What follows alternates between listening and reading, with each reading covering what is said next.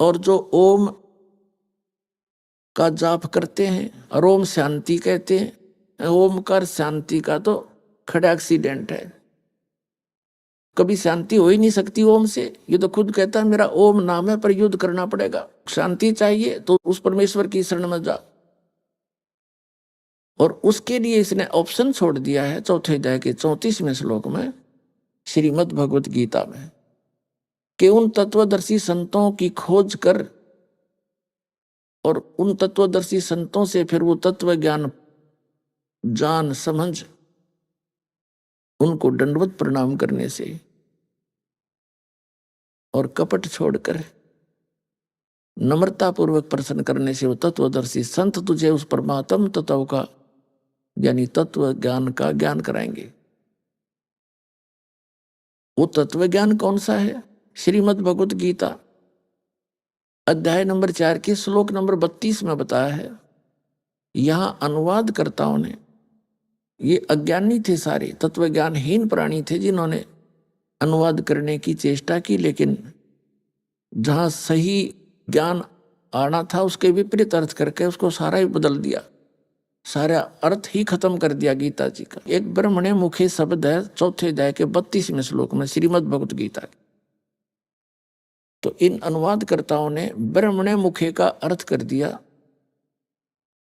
वेद की वाणी में, और 17वें अध्याय के 23वें श्लोक में ब्रह्मणे शब्द है, इन्हीं अनुवादकर्ताओं के द्वारा उसका अनुवाद किया गया है सच्चिदानंद घन ब्रह्म। ब्रह्मणे माने सच्चिदानंद घन ब्रह्म, यानी परम अक्षर ब्रह्म, वो परमात्मा जिसकी शरण में जाने के लिए गीता ज्ञान दाता कहता है, और वो स्वयं आकर के यथार्थ ज्ञान बताता है। श्रीमद् भगवत गीता अध्याय नंबर 4 के श्लोक नंबर 32 में कहा है कि उस सच्चिदानंद घन ब्रह्म के मुख कमल से उच्चरित उस वाणी में यज्ञों की जानकारी, यज्ञ माने धार्मिक क्रियाओं की, अनुष्ठानों की, साधनाओं की जानकारी विस्तार के साथ कही गई है। वो तत्व ज्ञान है। उसको जानने के बाद फिर तेरे सारे कर्म समाप्त हो जाएंगे।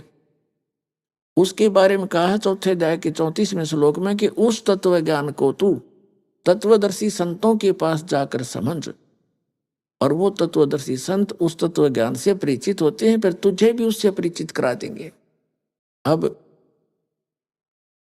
श्रीमद् भगवत गीता अध्याय नंबर 7 के श्लोक नंबर 29 में गीता ज्ञानदाता कहता है कि जो मेरे इस ज्ञान का आश्रय कर लेता है और तत्वदर्शी संत की खोज कर लेता है, वो व्यक्ति केवल जरा और मरण से छूटने का ही प्रयत्न करते हैं।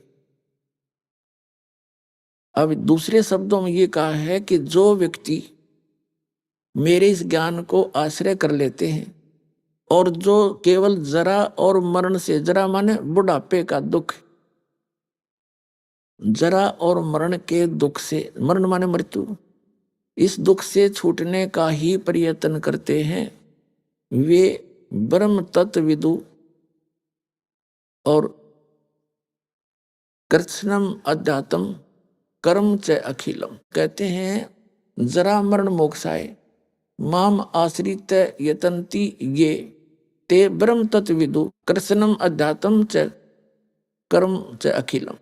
जो जरा और मरण से ही छूटने का प्रयत्न करते हैं, यहाँ की किसी वस्तु की इच्छा नहीं रखते, उनको ज्ञान हो जाता है कि ये सब नाशवान है, मनुष्य जीवन केवल परमात्मा प्राप्ति और मोक्ष कराने के लिए ही मिला है, और उस मोक्ष से ही हमें परम शांति होगी, और वो मोक्ष का साधन तत्वदर्शी संतों के पास होता है।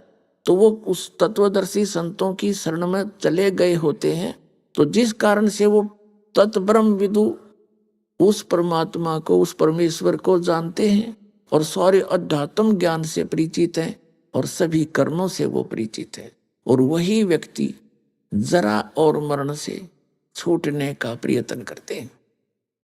गीता अध्याय नंबर 8 के श्लोक नंबर 1 में अर्जुन ने प्रश्न किया कि हे भगवान, आपने जो 7वें अध्याय के 29वें श्लोक में 29 श्लोक में जिस तत्ब्रह्म के बारे में कहा है कि उसको जानने के बाद व्यक्ति केवल यहां से जरा और मरण के संकट से ही छूटने का प्रयत्न करते हैं या किसी वस्तु में इच्छा नहीं रखते, तो किम तत्ब्रह्म गीता ज्ञानदाता 8वें अध्याय के ही गीता जी के श्लोक नंबर 3 में कहता वो परम अक्षर ब्रह्म है। 8वें अध्याय के 5 और 7 श्लोक में ये अपनी साधना को कहता है, मेरी भक्ति कर, युद्ध भी कर और मेरा स्मरण भी कर। 8वें अध्याय के 13वें श्लोक में ये अपना मंत्र बता देता है कि ओम इति एकाक्षरम ब्रह्म विवहारण माम अनुसमरण यह परियाति तजंदेहम सयाति परमाम गतिम। मुझ ब्रह्म का एक ओम मंत्र है, ओम अक्षर, नथिंग एल्स। उच्चारण करके सिमरण करता हुआ यह परियाति तजंदेहम, जो शरीर छोड़कर जाता